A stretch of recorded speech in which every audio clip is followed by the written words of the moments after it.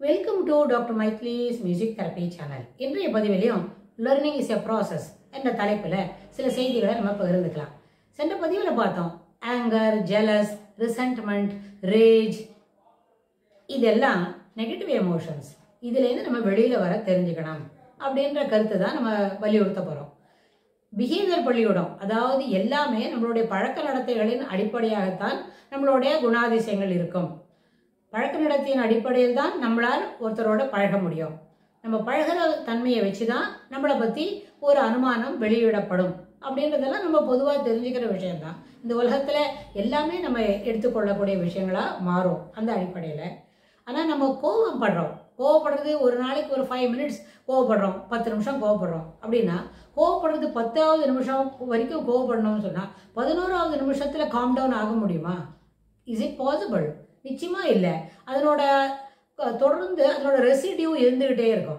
இதனால என்ன பண்றோம், நம்ம ரேஜ் பண்றோம். ரொம்ப அதாவது ரேஜ்னு சொன்னா அது எப்படி வார்த்தையில சொல்றதுன்னு, it is I am incompleted in doing that அப்படின்னா, அந்த மாதிரி வரும்போது ரேஜ்னால சில சின்ன சின்ன விஷயங்கள், small things may likely to make happen. சில ரொம்ப கோவப்பட்டு சிலதெல்லாம் நம்ம நடத்திக்க முடியும். ஆனா பெரிய பெரிய விஷயங்கள்லாம் அதெல்லாம் நடக்கவே நடக்காது. பெரிய விஷயங்களை நடத்தி கொள்ளணும்னு சொன்னா கோவத்துக்கு அங்கே இடம் இருக்கணும். கோவப்படும் பொழுது சில விஷயங்களை நம்ம என்ன பண்றோம், ஒரு கன்சிடர் பண்ணாமே பெரிய அளவில் அதை நம்ம இக்னோர் பண்றோம். அப்படி இல்லை, இக்னோரன்ஸ் இஃப் இட் ப்ரிவைல்ஸ் தே, அப்போ எப்படி இருக்கும் அப்படின்னா, அங்கே நம்மளோட இயலாமையை வெளிக்காட்ட வேண்டி வரும். கடைசியில் என்ன வரும், கோவம் முடிய போது கோவத்திலேருந்து வெளியில் வர தெரியலனா we are supposed to go and cry. நம்மளோட இயலாமையை அழுகை மூலமாக வெளிக்காட்டிக்க முடியும். ஆனால் இந்த பாய்சன் நம்ம சென்ற பதிவில் சொன்னோம், ஒரு 5 to 6 minutes of anger in a day, we don't require any other poison from outside. Internally we are spoiling our health. நம்மளுக்கு நாமளே விஷம் குடிக்கிற மாதிரி பாய்சன் அருந்தது போலன்னு.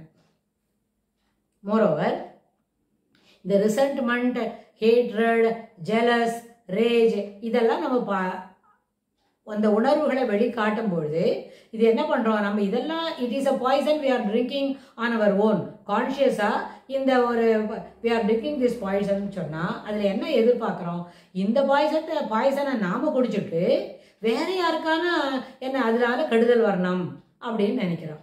nowhere in the globe it will happen like this. ஏன்னு சொன்னா இந்த குடிச்சிருக்கிற விஷம் இருக்க கோவம், ரிசென்ட்மெண்ட், ஜெலஸ், ஆங்கர், ரேஜ் இதெல்லாம் சொல்ற இந்த வார்த்தைகள் எல்லாம் இது மாதிரி இருக்கிற விஷயத்த நம்ம குடிச்சிருக்கும் போது இந்த பாய்சன் நம்மளை தான் அட் எ லேட்டர் பாயிண்ட் இது அட்டாக் பண்ணும்.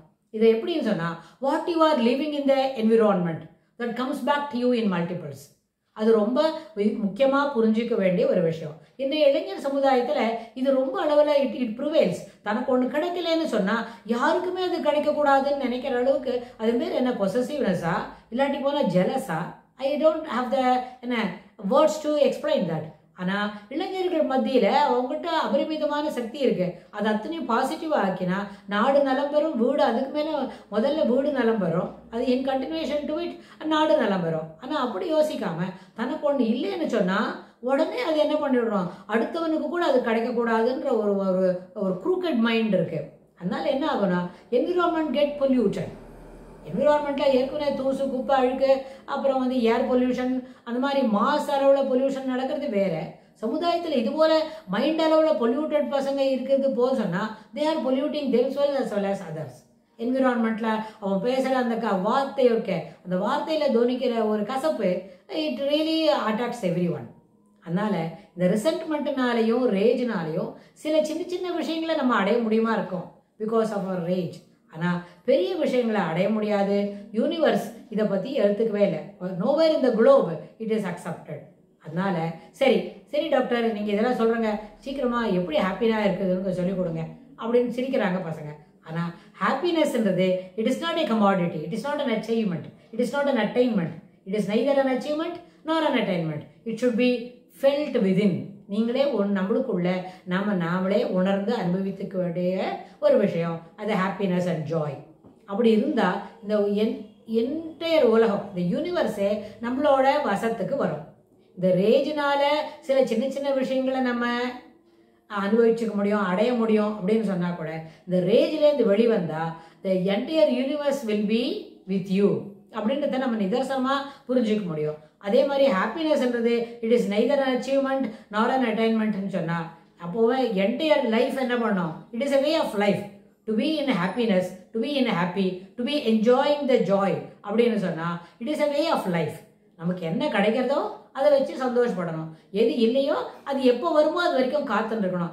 எதிராளிக்கு வந்துடுத்து, அவங்களுக்கு வந்துடுத்து, அவங்களாம் கிடைச்சிட்டு நமக்கு கொண்டு வரல அப்படின்ற ஒரு கம்பேரிசன் ஆஃப் மைண்ட் செட் அப்படின்னு பார்க்கும்போது நம்ம என்ன ஆகும், அந்த ஜாய்ன்றது நம்மளை விட்டு ரொம்ப தூரம் போயிடும்.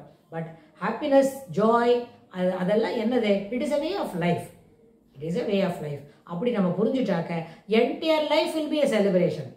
வாழ்வில் எல்லா நாளும், ஒரு நாளில் 24 மணி நேரமும், ஒரு வருஷத்தில் 365 நாளும் என்ன இருக்கும், செலிப்ரேஷனாகவே மாறும். ஸோ இந்த அடிப்படையில் குணாதிசயங்களை மாற்றிக்கொள்ள வேண்டும் என்பதை காட்டிலும் எந்த இதில் எப்படி how to over come this அப்படின்னு உடனே கேட்குறாங்க. இப்போ கொஞ்ச நேரத்துக்கு முன்னே சிரிச்ச அதே பிள்ளைங்களே எப்படி how to over come this அப்படின்னு சொன்னால், எந்த போல ஒரு குணாதிசயங்களை மட்டும் வெளியில் காட்டணுமோ, எந்த குணங்களை வெளியில் காட்டினா மாத்திரம் எல்லாராலையும் ஏற்றுக்கொள்ள முடியுமோ, எல்லாரும் ஏற்றுக்கொள்ளக்கூடிய குணாதிசயங்கள் எதுவோ அதை மட்டும் நம்ம வளர்த்துனாலே என்ன, joy will be with us always.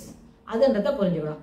எப்படி நம்ம கூட்டியே அதை வளர்த்துக்கிறது அப்படின்றத பற்றி வரப்போகிற பகுதியிலே பார்க்கலாம். தேங்க்ஸ் ஃபார் வாட்சிங்.